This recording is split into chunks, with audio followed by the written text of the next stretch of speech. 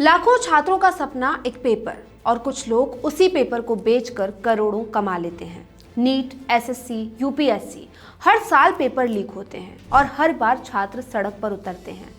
कुछ दिन प्रोटेस्ट होता है, राजनीति होती है, पेपर लीक जैसे मामलों पर पॉलिटिकल पार्टीज एक दूसरे को घेरने में लग जाती हैं। कुछ दिन अखबारों की हेडलाइन पर एक ही मुद्दा चलता है और फिर वक्त गुजरते ही ये इतना बड़ा मुद्दा जिससे देश का भविष्य तय होता है, वो ठंडे बस्ते में चला जाता है। लेकिन इस बार कुछ अलग हुआ। नीट पेपर लीक मामले में छात्र रुके नहीं, डटे रहे। सरकार को झुकना पड़ा। आधी रात को देश के प्रधानमंत्री को एक पोस्ट करना पड़ा। छात्रों को आश्वासन देना पड़ा।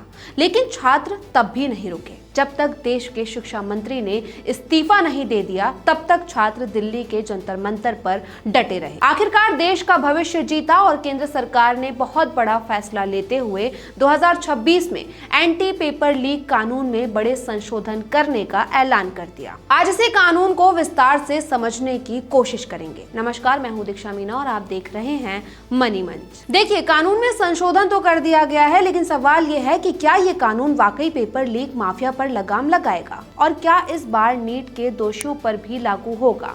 इस सब पर बात करेंगे, लेकिन सबसे पहले ये समझिए कि आखिर इस कानून में क्या नया अपडेट है और ये नया संशोधन विधेयक क्या है। दरअसल केंद्र सरकार ने पब्लिक एग्जामिनेशन संशोधन बिल 2026 लोकसभा में पेश कर दिया है। इस कानून का मकसद है पेपर लीक, नकल, फर्जी परीक्षा और पेपर लीक करने वाले गैंग्स पर और ज्यादा कड़ी कार्यवाही करना।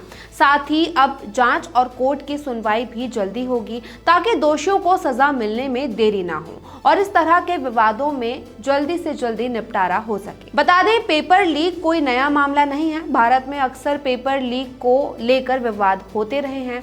देश में बड़े बड़े पेपर लीक हुए हैं जिससे लाखों छात्रों का भविष्य प्रभावित हुआ है और इसी को देखते हुए साल 2024 में पहला नेशनल एंटी पेपर लीक कानून बनाया गया था। तब नीट और यूजीसी नेट में बड़े घोटाले के बाद इसे लाया गया था। ये कानून 12 फरवरी 2026 को पारित हुआ था और 21 जून 2024 से पूरे देश में लागू हुआ था। ये देश का पहला विशेष केंद्रीय कानून था जो केवल सार्वजनिक परीक्षाओं में होने वाली धांधली और पेपर लीक से निपटने के लिए बनाया गया था। UPSC, SSC, NTA, railway, IBPS सभी केंद्रीय परीक्षाएं इसके दायरे में थी। इस कानून के तहत आरोपियों पर 3 से 5 साल की जेल और संगठित गैंग के लिए 5 से 10 साल का जुर्माना लगाया गया था। लेकिन शायद इस सजा का कोई खास असर देखने को नहीं मिला क्योंकि सजा हल्की थी, आरोपी आसानी से जमानत पर छूट जा रहे थे और सबसे बड़ी बात, ये कानून सिर्फ केंद्र की परीक्षाओं पर लागू था। राज्य बोर्ड और यूनिवर्सिटी इससे बाहर थे। शायद यही वजह रही कि पेपर लीक रुकने के बजाय और ज्यादा संगठित हो गया। इसलिए अब नीट पेपर लीक के इतने बड़े विवाद के बाद 2026 में सरकार ने कड़े संशोधन पेश किए हैं। लोकसभा में बिल आ चुका है और इस बार इसमें बड़ा बदलाव किया गया है। अब आरोपियों को बख्शा नहीं जाएगा, बल्कि इस बार सजा भी डबल होगी और जुर्माना भी। पहले अधिकतम जुर्माना 1 करोड़ था, अब संगठित माफिया पर 10 करोड़ तक का जुर्माना लगाया जाएगा। इसके साथ ही अब जांच 2 महीने के अंदर पूरी करना अनिवार्य होगा और केस जाएंगे सीधा फास्ट ट्रैक कोर्ट में। मतलब अब छात्रों को न्याय दिलाने में सालों नहीं लगेंगे, बल्कि तुरंत कार्यवाही होगी। सरकार का सीधा निशाना है उन गैंग्स पर जो आधुनिक तकनीक से पेपर चुराते हैं, करोड़ों का लेन देन करते हैं और छात्रों का भविष्य बेचते हैं। अब सबसे बड़ा सवाल, जो नीट 2026 में पेपर लीक के आरोपी हैं, उन पर यह कानून लागू होगा या नहीं। तो बता दें कि कानून उन सभी लोगों पर लागू होगा जिन्होंने नीट पेपर लीक किया है। जो भी आरोपी इसमें लिप्त हैं, उन पर 2026 के संशोधन के तहत कार्यवाही की जाएगी।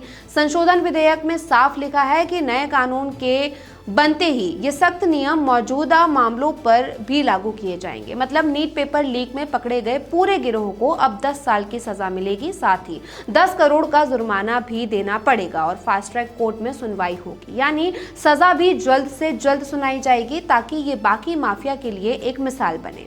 अब इस कानून में कौन कौन सी विशेष परीक्षाएं शामिल हैं वो भी जान लीजिए। ये कानून केंद्र सरकार द्वारा आयोजित सार्वजनिक परीक्षाओं पर लागू होगा, जैसे संघ लोक सेवा आयोग, यूपीएससी, कर्मचारी चयन आयोग, एसएससी, रेलवे भर्ती board, RRB, institute of banking personal selection, IBPS, राष्ट्रीय परीक्षा एजेंसी एनटीए की परीक्षाएं, नीट, जेईई, CUET आदि केंद्र सरकार के मंत्रालयों और विभागों की भर्ती परीक्षाएं, केंद्र सरकार द्वारा अधिसूचित अन्य सार्वजनिक परीक्षाएं भी इसमें शामिल होंगी। तो कहने का मतलब साफ है कि अब कानून और भी सख्त हो गया है और इसका श्रेय अगर देश के जेनजीज को दें तो गलत नहीं होगा, जिन्होंने पेपर लीक के बाद हार नहीं मानी, सरकार से लड़े, खुद के लिए लड़ाई लड़ी।